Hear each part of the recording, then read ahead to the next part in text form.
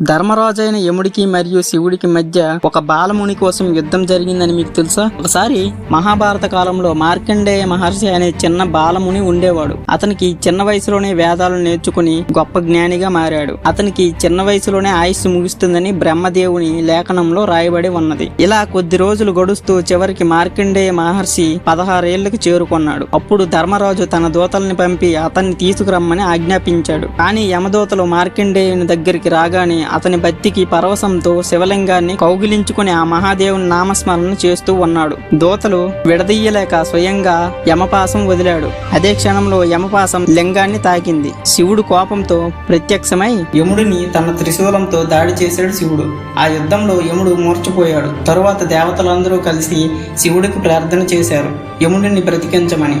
శివుడు బ్రతికించి ఒక వాగ్దానం చేశాడు, ఆ భక్తుడు అయిన మార్కండేయ మహర్షి చిరంజీవి అవుతాడు. ఇలాంటి మరిన్ని రహస్యాల కోసం మన ఛానల్ని ఫాలో చేయండి.